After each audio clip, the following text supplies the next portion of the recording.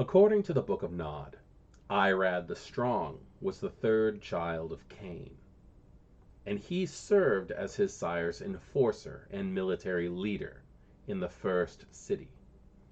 The kindred of the Servitors of Irad seek to emulate that mythological vampire, who is said to have pledged to serve the antediluvians in all things before his kin or childer destroyed him.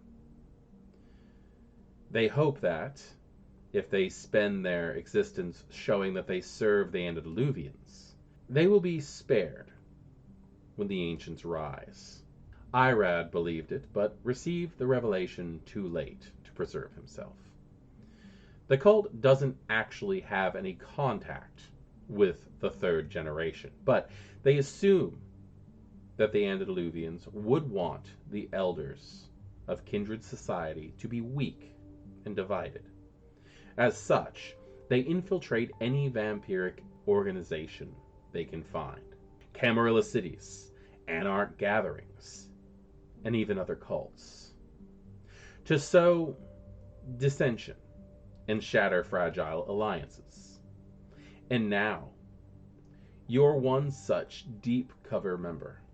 You're cut off from the other members of your cult, trying to enact a hazy, understood plan set down by mythological figures with whom you have no direct contact, with the knowledge that if any other vampire ever found out, you'd be immediately and painfully killed. But you have faith, and that's enough.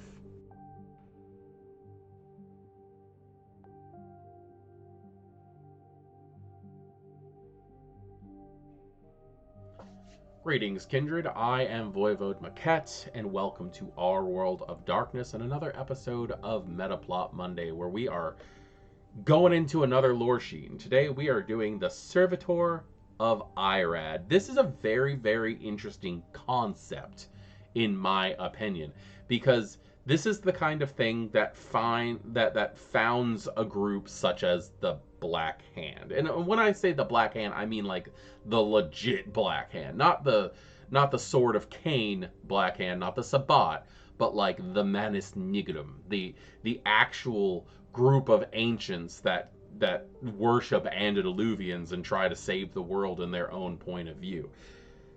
You're a spy in that little area, and I've never actually heard this bedtime story of Kindred society that Irad decided that even though he thought the antediluvians were going to turn on everybody, that he was going to serve them.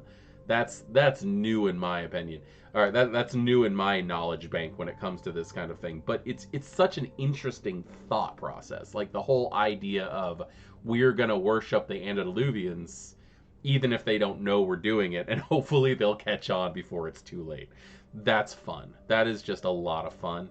And where you can go with this as being an infiltrator into other cults and other organizations just leaves open a whole world of fun plotline and drama. So let's go ahead and dive into this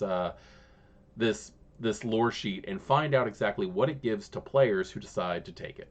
Investing one trait into this lore sheet gets you Shield of Irad. You can't do the work of the antediluvians if you get discovered by others. Luckily, you have a lot of experience shielding your true intentions from the gaze of outsiders. You gain an additional die on rolls involving lying to other kindred. So you can lie.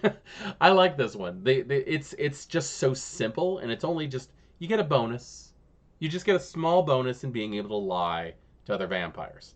This is one of those things that sounds really, really good, but depending on how you're rolling that night, it might not be the best thing in the world, because sometimes you just kind of suck at rolling, and that 1 point ain't going to help. So you might want to build on other traits on top of this, such as having your subterfuge specialized in Kindred and things like that. Just make yourself a liar if you're going to have this one. That's just advice. Investing 2 traits into this lore sheet gets you Sword of Irad. Sometimes you must act decisively in the name of the third generation, and that conviction adds additional strength to your act. Once per story, you can add 3 dice to a roll that is integral to your cult's plans. Sword of Irad is actually a make or break. You've added 3 dice to your character sheet. That could very well help you out very much, especially since this isn't just about lying. This is about anything that could be helping you along your planned mission. I have encouraged plenty of players to play the bad guy in accordance to games, and that's effectively what you're doing. And I'm not saying that you're playing a bad person at all. You could have altruistic reasons. You could believe that the Antediluvians might have the proper way of handling things, but the idea of playing the antagonist to the game is a long plan. It's not something you want to come in guns a-blazing. And having those extra 3 traits to convince other people or to attack other people or really anything like that can help a lot. Investing 3 traits into this lore sheet gets you know the will of the ancients. You are firmly convinced you know the will of the Antediluvians. Perhaps even hear their voices in your head or gain prophetic dreams from them.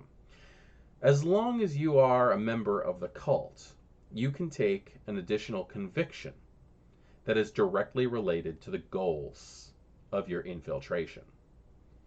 Your membership in the cult acts as your touchstone for the purpose of this conviction. If you infiltrate a new group, you can exchange your conviction to reflect the new assignment. There are plenty of instances within Cults of the Blood Gods and also the book Forbidden Religions that reflect how to run on a path of enlightenment, and this right here is one of those things. You gain an additional conviction.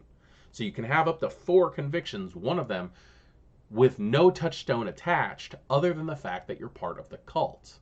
Very much the way that the Sabbat might run things, is that your convictions are attached to your cult. But with this one, it's so neat because you can actually change it depending on whether or not you've changed cults.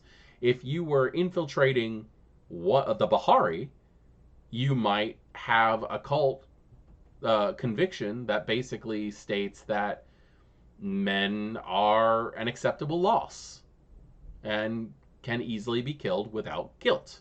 If you are going into the if you're trying to infiltrate into the Nephilim, you might have one that states that drug use is an acceptable action, or overdosing a victim might be an acceptable action and receive less stains for that kind of things.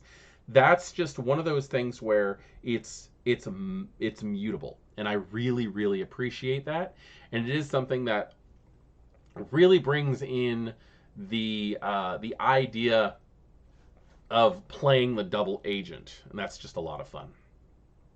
Investing 4 traits into this lore sheet gets you do the will of the ancients. All actions are in service to the 3rd generation, the 13 vampires that will someday rise and destroy the world. There is nothing you won't do to fulfill that goal, and you have devoted your entire existence to it.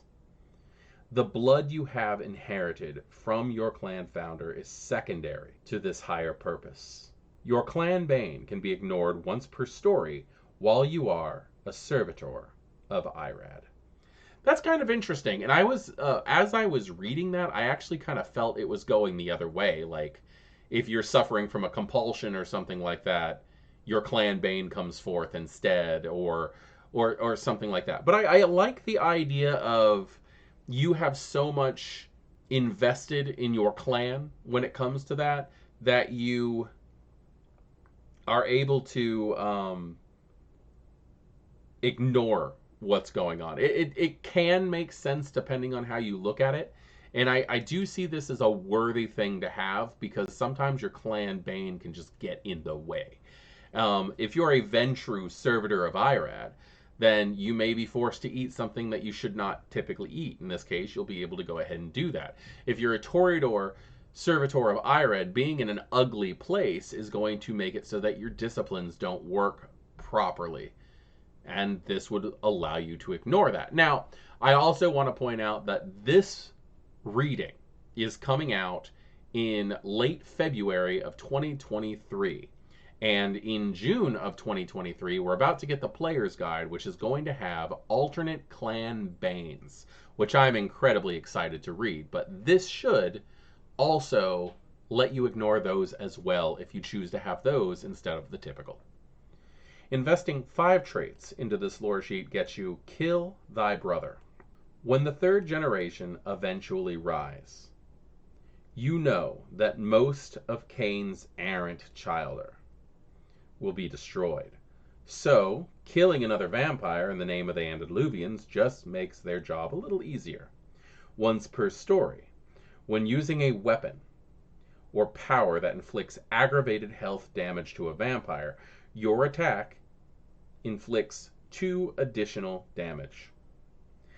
And you don't need to roll to resist frenzy if that weapon or power involves fire.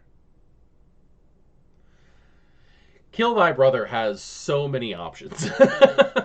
Kill Thy Brother has so many ways of looking into it, because first off, I want to point out that whole, if you're utilizing fire, you don't suffer from frenzy. At least you don't have to roll for frenzy. That's awesome, because you're doing your willpower is so driven into that action that this vampire is going to die because it's going to be helpful to the Antediluvians.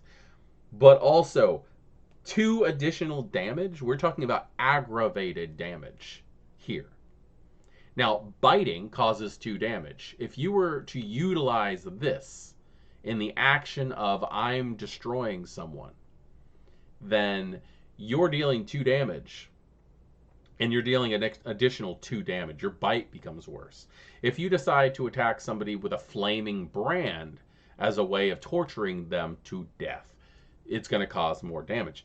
This is vicious. This is vicious so much because aggravated damage is the only way to actually kill a vampire. If a vampire is beaten to death, if 15 other vampires gather around and just start kicking and kicking and kicking, then eventually you're going to hit torpor. But it takes a lot more specified damage to actually kill someone. I'm a little lenient when it comes to things like mass trauma damage, which is something that we used to deal with in the old settings, where if, let's just say, if a vampire is run over by a steamroller, you're going to pop some internal stuff. There's a good chance they're not walking away from that. If a vampire is tied down and beaten with a sledgehammer and they just don't stop until there's nothing but pulp, it's probably going to kill them. But like this right here is being able to up the ante on any aggravated dealing weapon in a way that really is gonna to shift the game in your favor. So, the Servitor of Irad. This is something that I've eyed a few times, but never actually sat down to read it until now. And as much as I've never noticed the idea of Irad being a servant of the Antediluvians or anything like this, I think that this lore sheet is just a lot of fun. There's going to be a lot of mixed messages when it comes to the Book of Nod and things like that. So you're going to have contradicting accounts. You're going to have contradicting things to actually read in on. And the Book of Nod is full of contradictions as it is anyway. So that kind of just backs it up. So if you have anything to say about the Servitor of Irad lore sheet, if you've ever used it, or if you're just considering using it in the game, please let us know. I'm very interested to have a conversation with people who have utilized this in some fashion.